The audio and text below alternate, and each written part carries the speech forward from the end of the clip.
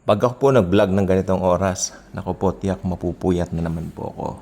Oras ngayon, kung di po ako nagkakamali, ito, sabi ko na 9:38 ng gabi, no? Puyat ulit tayo. Hirap po kasi makakuha ng tulog pagka ganito kaalinsangan. Okay, let me clarify. Uunahin ko po muna. There is now no more condemnation in Christ. No? Wala nang condemnation sa mga believers. Okay. Pero as believers, we have to see or look differently those outsiders. Kaya pag may mga ministry kami, nagpupunta kami sa mga bahay-bahay kasi ganyan ang ministry namin eh. We love to gather, we love to go elsewhere, nagmi-ministry. So doon marami kang ma-encounter different kinds of people. Kakaiba. Minsan nga kung lang pagtabuyan kami. Pero you know what? Tuloy lang kami. Pero syempre, minsan may mga napipikon, nagagalit, na mga believer din syempre, tao lang po tayo. May mga kahinaan, including me sometimes. Pero ako bilang, syempre kami yung nagpapasinaya nito, minsan we really need to take control of ourselves na magalit. Sa bagkos, uunawain mo talaga. Kahit ano pa yung sinasabi, minsan hindi maganda, hindi po kaaya-aya. Ngayon, ang tanong, ito lang po. Since sabi ng Bible, there is now no more condemnation. Kasi nung inaaral na po yung grace, napansin ko, kapag kayong ibang Kristiyano na under grace, magsasalita ng mga nakikita nilang hindi tama sa ibang tao, parang feeling nila, nangungunden na sila. Actually, ganito po kasi yan eh. Meron talagang gawi ang mundo na hindi mo nagawi.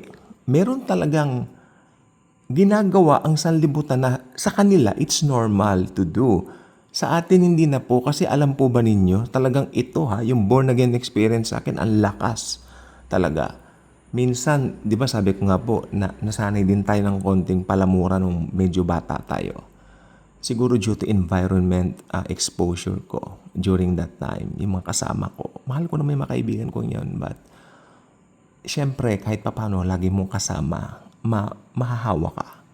Pero naging believer ako, alam nyo, talagang, talagang, pag may nabagsak ako, gano'n, talagang, the Holy Spirit talaga, ang nagre-remind sa'yo. The Holy Spirit is not condemning you if you're a believer. Makinig pong mabuti. Hindi kanya kinukondem. Okay? Hindi kanya hinuhusgahan. No? Nire-remind ka lang niya na, hey, may bago ka ng nature. Hindi na ikaw yan. No? Bago ka na. Ganon. Yes. So, nagagalit pa rin tayo. Kung ang Panginoong Jesus nga nagalit, ginawang palengke yung bahay ng tatay niya. Ng dad niya, nagalit siya. Ganon din po tayo. May likas tayong ganon. Pero alam po ba ninyo, damang-dama natin yung pagbabago na ginawa ng Lord sa atin. Ako, hindi po overnight yun. Matagal din po yung proseso. No? But still, I am so thankful sa bawat nararanasan natin. Tapatin ko po kayo, this day, ay parang tinuruan ako ng Lord to how to manage things. Kasi may mga bagay na hindi maganda kanina. Pero Lord, sabi ko, nagpapasalamat ako. Nandito kayo sa akin. Nakakilala ko sa inyo. At kahit ano man yung mga pangyayari niyan, Lord, I can do all things because of you. Ganyan. So, I will just, sabi ko, just to share this sa ibang mga believers din. Ngayon, punta po tayo dito sa malamang yan, nakikita nyo po yan, tapos na po ang pistang patay. We're not going to tackle about anything about death, but we are going to tackle about the nature of those people na namamatay. Kasi ang tao po, nabuhay sa mundo, no? Merong na born again, merong hindi na born again. Sabi nga ng magandang kasabihan na Kristiyano, kung pinanganak ka ng isang beses, 2 ulit kang mamamatay. So, balit kung pinanganak ka ng 2 beses o 2 ulit, pinanganak ka, 1 beses ka lang mamamatay. Again, ulitin natin If you were born once, you are going to die twice. But at the same time, okay, if you are born twice, you're only going to die once. Yun po ang born again. Sabi nga niya kay Nicodemo, hindi natin alam kung saan pumupunta. No, yung hangin, pero ganoon din po yan. Pero sa atin, alam natin, kay Jesus po tayo pumupunta. Okay? Kay Lord. Alam natin kay Lord tayo papunta. Dahil una, naligtas tayo hindi sa mga gawa po natin. Kaya rest assured po tayo. Well, tayo po yung rest assured. Okay? Pag ang isang tao namamatay, okay, dalawang bagay lang ang pwedeng itawag sa kanya. Kung mananampalataya siya, hindi siya tinatawag ng Panginoon na namatay. Bagkus, natutulog. Ano ang sabi ng Panginoon sa mga disciples niya tungkol kay Lazaro? Natutulog si Lazaro, and then I'm gonna go there to wake him up. Lord, maganda, ay gagaling si Lazaro. Pero sabi ng banal na kasulatan sa Aklat ng Juan, maliwanag po, diniretso sila ni Jesus at sinabi ng Panginoon sa kanila, namatay na si Lazaro. Patay na siya. Okay, ang gandang katotohanan na ang namamatay na mananampalataya ay tinatawag ni Jesus na natutulog. Tanungin ko nga po kayo, masarap po ba kayong matulog?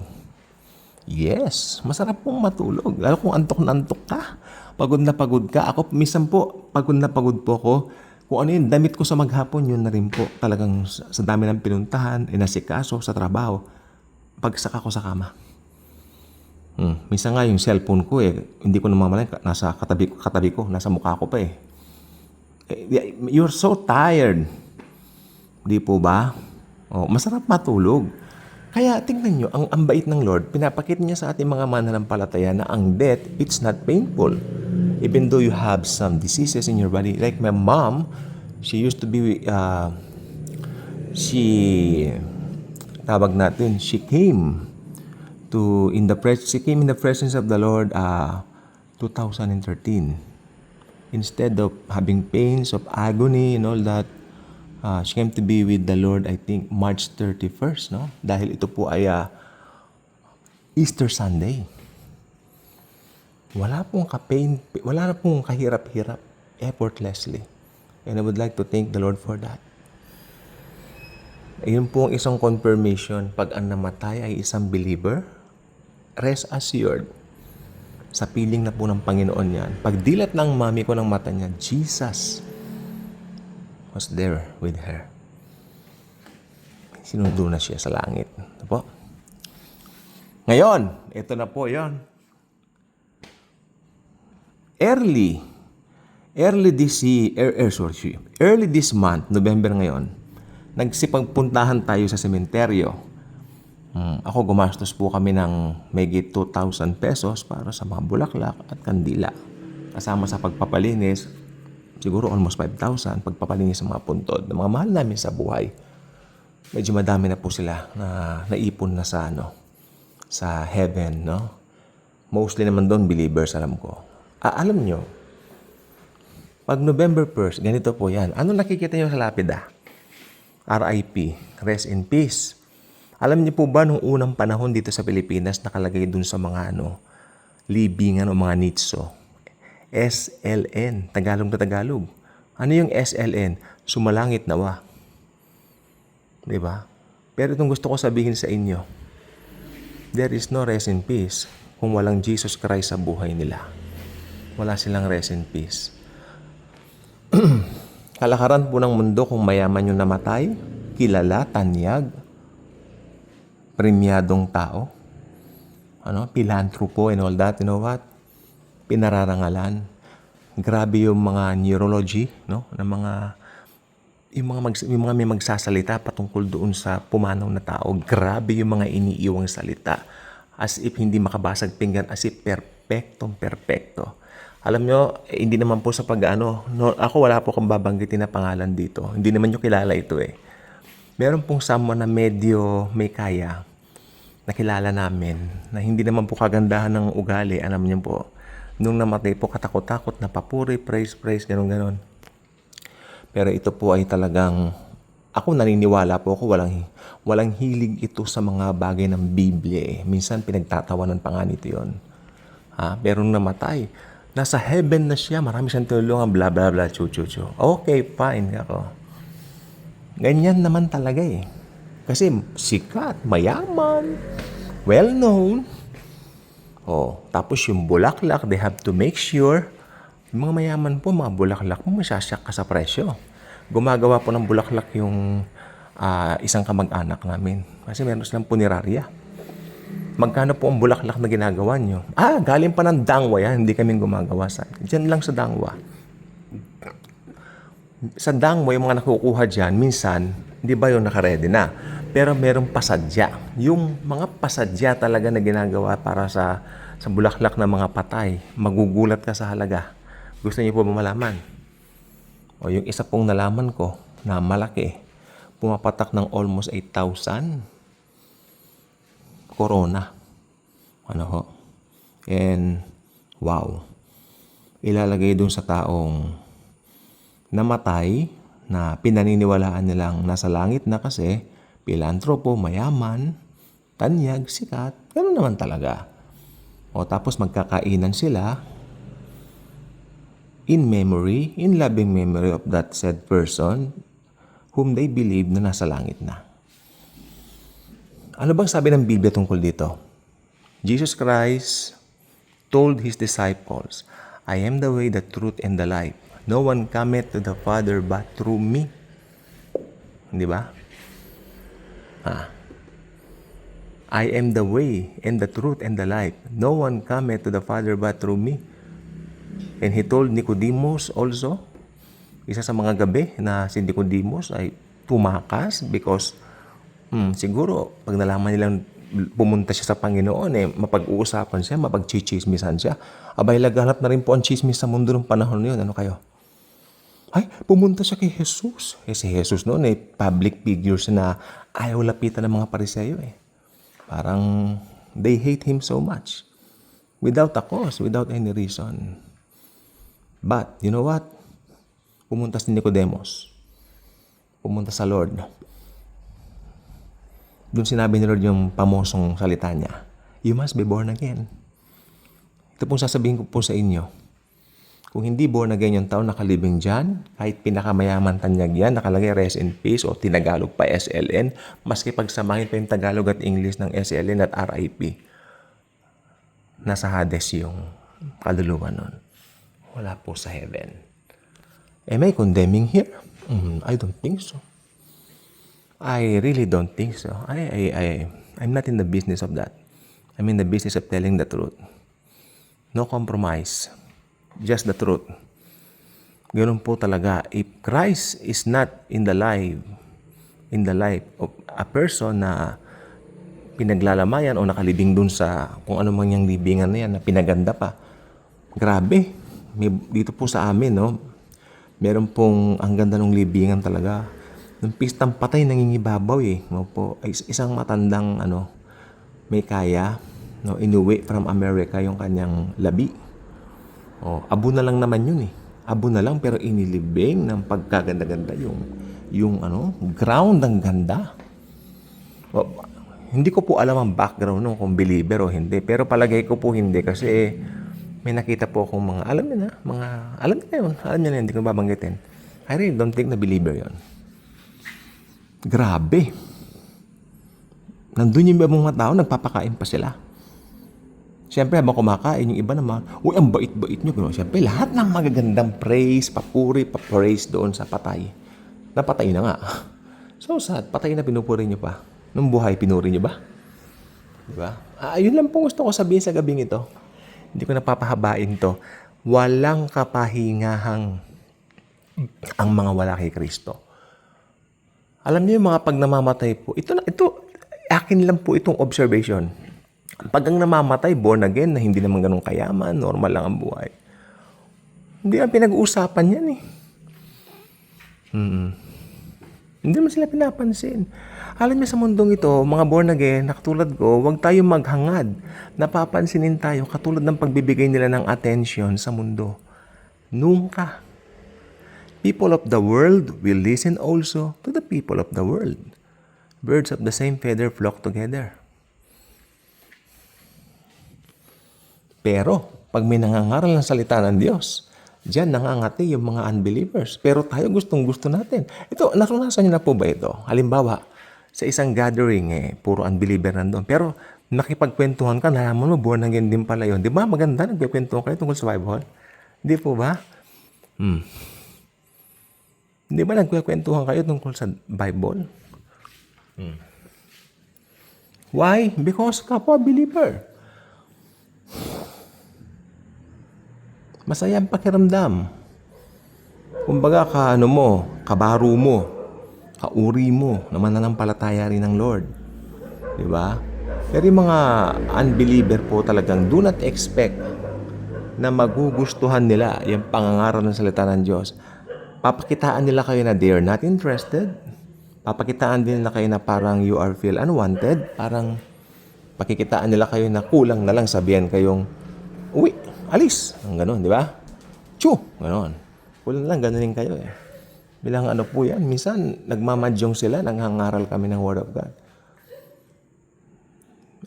Kami, napipikon kami, pero yung kasama namin na yung pinaka-pastor, sabi niya, ay alam niyo, one of these days, magsisisi sila. Alam niyo kung saan yun? Saan po ka namin? Pag namatay na sila. Oo, nasa hell na sila. Sasabihin nila sa mga sarili nila, sana pala nakinig kami sa preaching. Kasi yung dala nun mabuting balita na ikapupunta ko pala ng langit supposed to be. Subalit hindi nangyari sapagkat I rejected it. That's it. Huli na't lahat. Huli ng lahat for them.